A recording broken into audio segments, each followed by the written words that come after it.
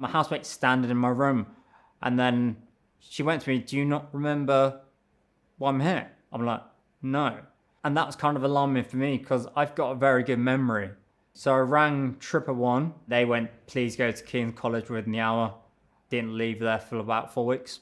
Hi, I'm Mason. I'm 30. I was diagnosed with brain tumour in September 2022. Today, I'm going to create a type of dating profile which would have created after my cancer diagnosis. The first thing I need to do is select a profile picture. So the one I'm going to select is, it's a picture of me from my birthday a couple of years ago. Because I went to dinner with my mum and sister.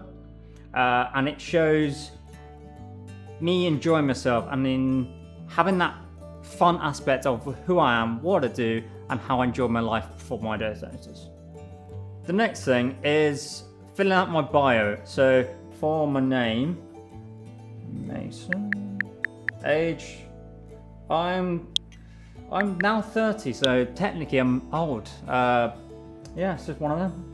Then bio, how do I want to phrase myself? Because here I want to take the mick out of myself and make it more funny or funnier. So here I'm gonna go running obsessed.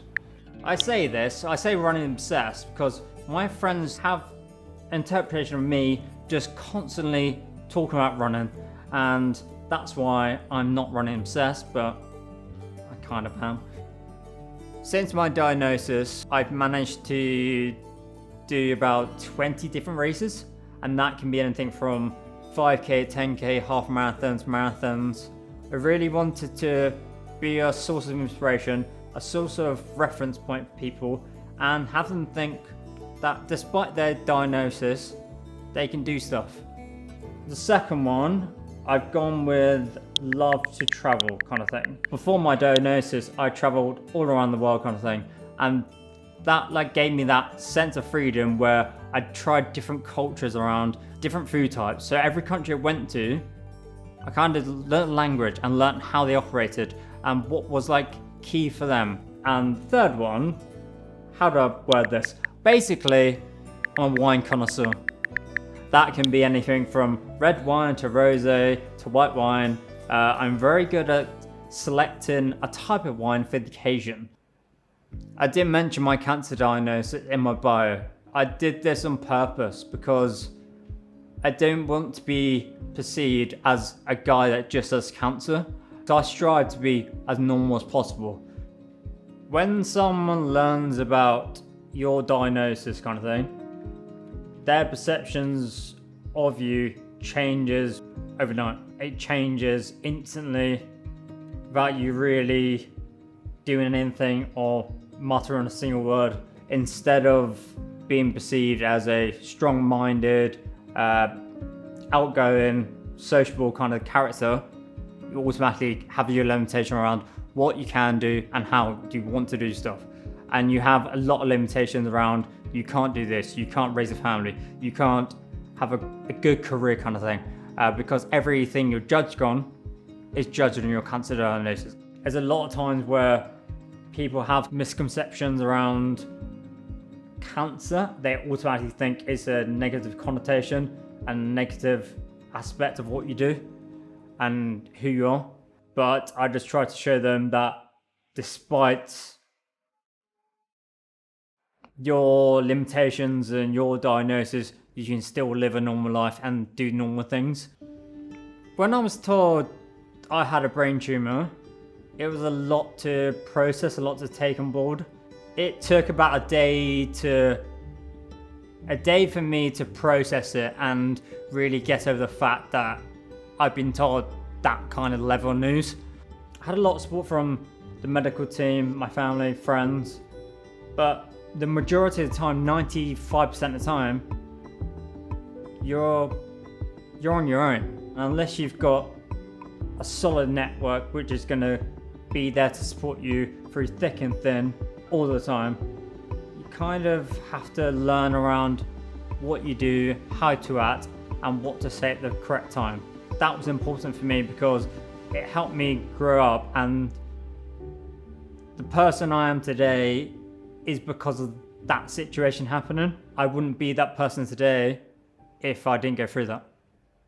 That moment, my life changed forever.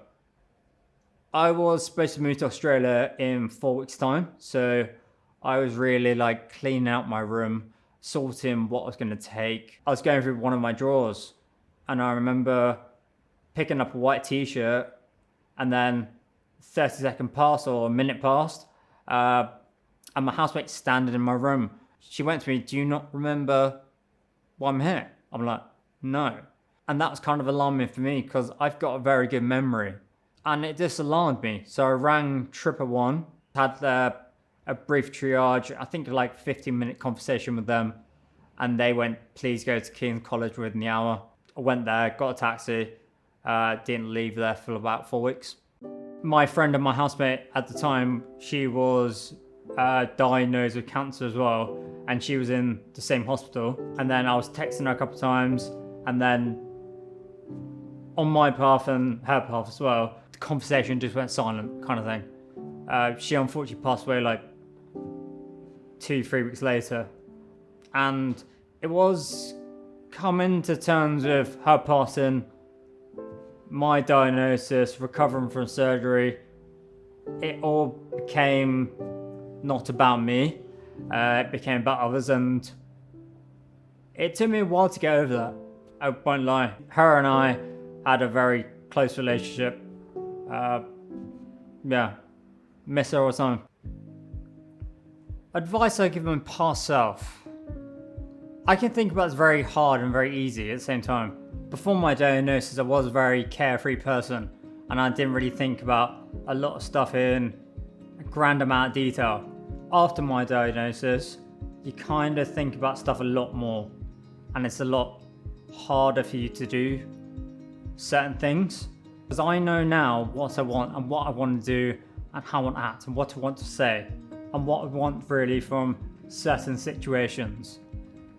They're far from ideal, but you kind of have that in the back of your head around how you're going to spend your time, what you want to achieve, and how you're going to act. And I find it very important to stick to those values, stick to your values as well, and really try and get the most you can out of life and do whatever you can possible to really get your message across, but also enjoy life and be as part of it as much as you can. My perfect date would be, if I would be honest, I don't have a perfect date per se, but let's say I was planning one, and this might be a date broken down into 3 different stages. So I might go to a bar, meet that person at a bar, and then do an activity for the second stage. And that third stage, we go to a wine bar or rooftop bar kind of thing, and really get to know each other from the activity and the first bar. When I was first diagnosed, dating was at the back of my mind kind of thing. It wasn't really important to me. It was a bit on the back burner because I had so much else going on. It wasn't really a priority. It wasn't until like 7-8 months after my diagnosis, I started to think, okay, I've done this change, I've done this, I've been through this. Now let's try dating again. Before my diagnosis, dating for me, what's the word? It was like a sport. I didn't really see dating as a chore or a day. I just saw it as something you could do to pass time in the week. And then after my diagnosis, it becomes more of a task, and it's not as easy as it used to be. You're spending an evening with someone, you don't want to waste your time more or less, and you don't want to waste their time. That's what I find a bit more difficult to really nail on, but also get right. So I think of changing that regard around your expectations, around how you do stuff, what you do, and then how you act. The advice I give someone who's in a similar situation to me and kind of wanted to start their dating journey again, it's really be open as possible. Be welcoming on different factors. Like, if something's chucked to you, take it with a pinch of salt. It might not be the best, but you've still been through that. Really learn the situation around what the person offers you, how you really want to be, when you feel is the correct time to tell the person about your diagnosis, and then most importantly, I feel you want to be able to trust that person and build that level of trust. So, what I'm most excited for in the future? This can be two options. I've got the immediate future, then I've got long-term future. So the immediate future, I'm classifying under a year, 12 months. And that would be a number of races I've got in a diary kind of thing. So that's kind of my immediate future.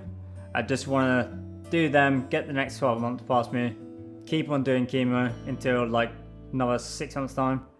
And then, yeah, my long-term future, I can't really plan for anything part of 5 years, let's say. It's tough for me. I don't see that as a disadvantage at all. It's more about how I use my time effectively and really what I want from the time I got remaining. I want to take every opportunity that's given to me.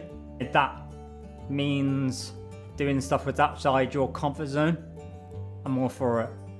On the dating side, kind of want someone which is really accepting, but also you can trust that person. So it doesn't just build your relationship with them, it builds like a world with them as well. It doesn't matter if they're an athlete, if they drink, if they prefer an active, inactive date. If you build that trust with someone and then you really love their personality and they come across in a said way, that's good enough for me. That's a win. Yeah, trust is a big thing for me.